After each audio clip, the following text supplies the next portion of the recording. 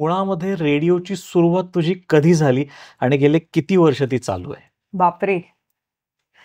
Going back to the memory lane असं म्हणावं लागेल आज. कारण जवळपास 15-16 वर्ष झाले असतील क्या बात है! रेडिओमध्ये. क्या बात है! आणि रेडिओ हॅपन्ड. मी काही असं ठरवून नव्हते आले की मला रेडिओ करायचंय. रादर मला माहिती पण नव्हतं की FM म्हणजे प्रायव्हेट स्टेशनमध्ये काय बरोबर. चालतं, काय होतं. तर खरं तर मी ड्रामॅटिक्सची स्टुडंट. मी थिएटर केलंय. लहानपणापासून मला थिएटरची आवड. त्यामुळे मी कायम एकांकिका स्पर्धेसाठी पुढे असायचे आणि म्हणून लहानपणापासून स्टेज फिअर नव्हतं.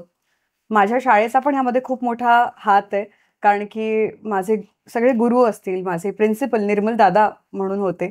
मी छत्रपती संभाजीनगर इथे शिकली आहे. मराठवाड्यातली आहे मी. इथला माझा जन्म आहे.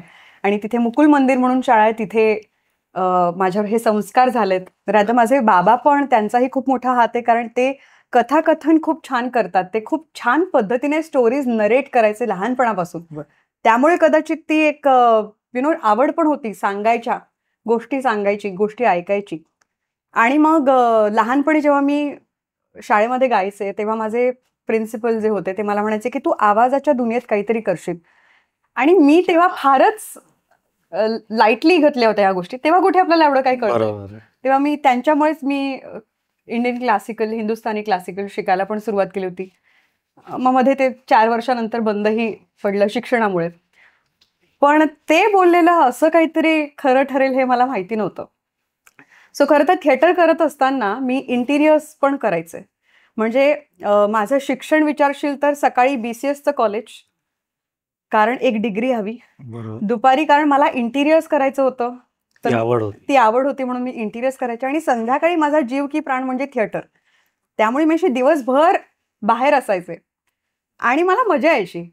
आणि हे करत असताना एकदा छत्रपती संभाजीनगर इथे आधी खूप पूर्वी वेरूळ अजंठा फेस्टिवल व्हायचं. आणि त्या महोत्सवात एक ॲड आली होती महोत्सवासाठी की तुम्हाला 200 स्टॉल्स डिझाईन करण्यासाठी आणि ते कलाग्राम डिझाईन करण्यासाठी डिझायनर्स हवेत. तर मला का कोणास ठाऊक असं वाटलं की मी हे करू शकते. म्हणून मी एका रात्रीत बसून सगळे प्लॅन्स बनवले. क्या बात है! आणि मी ते स्केचेस बनवून मी तिथल्या जे अधिकारी होते त्यांना भेटायला गेले आणि त्यांना म्हणाले की मी हे करू शकते. ते मला म्हणाले, एवढी लहान मुलगी आहेस तू, काय करणार तू? तर म्हणला, नाही मला हे करून बघायचंय. तर ते म्हणाले, ठीक आहे, मी तुझ्यासोबत एक कॉन्ट्रॅक्टर देतो.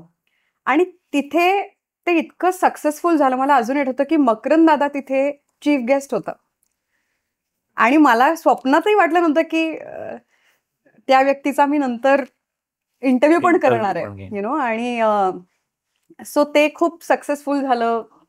आणि तिथून मला किसान एक्झिबिशन म्हणून पुण्यात एक एक्झिबिशन व्हायचं, ज्यासाठी मला प्रोजेक्ट मिळाला पुण्यामध्ये.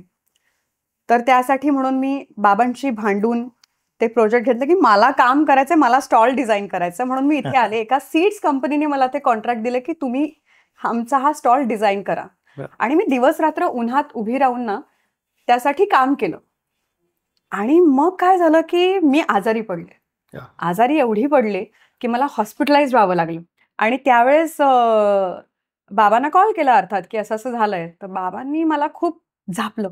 म्हणालं होतं तरी पण जाऊ नकोस, तरी पण तुला जायचंच होतं वगैरे असं. म्हणलं आता झालंय, आता या तुम्ही. तर ते आले मला घ्यायला.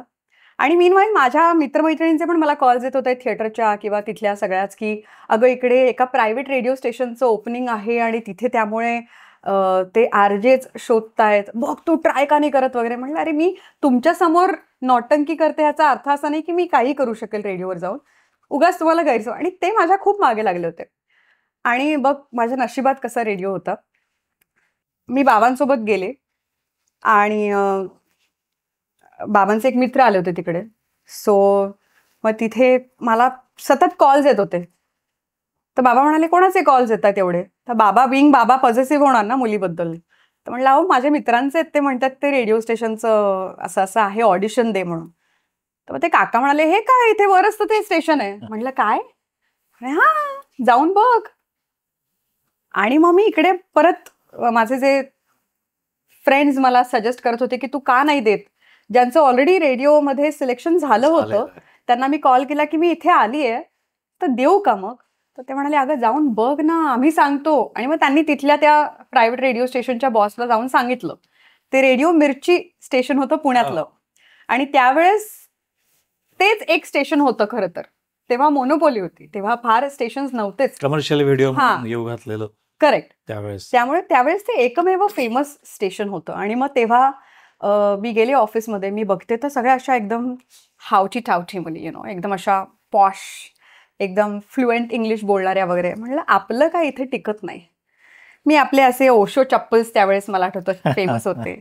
लूज टी शर्ट, ते टॅन झालेली मी, वर बांधलेले केस, अशी अतिशय वाईट अवस्थेत मी तिकडे पोचले होते. आणि मग तिथे ते म्हणाले की ठीक आहे, ऑडिशन आहे, बसा. आणि मग त्यांनी आणला आणि एक असा न्यूजपेपर समोर फेकला आणि मला सांगितलं की 10वीच्या एक्झाम्स तेव्हा सुरू होत्या, ह्याच्यावर काहीतरी लिहा आणि बोला. तर बाबा कोपऱ्याला बसला होते. मी काय मदत करू का? म्हणलं बाबा खरंच. म्हणलं बघूत मी काहीतरी लिहिते. आणि कारण माझ्या डोक्यात हॉस्पिटल होतं, सो मी लिहिलं की हॉस्पिटल की मांगे बडी क्योंकि आज से है SSC एग्जाम्स और माँ बाप है ऑक्सिजन पर. सो अशी ती लाईन मी तेव्हा लिहिली होती. आणि मग पुढे मी जे काही लिहिलं ते लिहिलं. आणि मग त्यानंतर त्या स्टुडिओमध्ये बोलवलं, रेकॉर्डिंग झालं. मग त्यांनी मला असा थंब दाखवला की अरे खूप छान वगैरे. मला असं वाटलं ही काय सगळ्यांनाच म्हणत असतील. मग मी तिकडनं निघाले आणि बाबांना मी म्हणाले, पण म्हटलं आपलं काही होत नाही इथे, चला. आणि 8 दिवसांनी मला कॉल आला की you are selected for the next round. Fantastic. आणि मग एकानंतर एक राऊंड झाले आणि मी सिलेक्ट झाले. मग त्यांनी मला ऑप्शन पण दिलं की तू पुण्याला ये. कारण माझी भाषा तशी फार मराठवाडी नव्हती, थँक्स टू थिएटर. मग पण मी म्हणाले की नाही, मला ह्यात काहीच अनुभव नाही आहे आणि जर का मला काही करायचं असेल तर मला समजून घेणं गरजेचं आहे की काय असतं हे फील्ड. आणि मग तशी मग मी छत्रपती संभाजीनगर इथे 1 वर्ष होते. तिथून त्यांनी लगेच मला 1 वर्षातच ट्रान्सफर दिली पुण्याला. आणि तिथून जी माझी जर्नी सुरू झाली आहे ती सुरूच आहे. चालू आहे.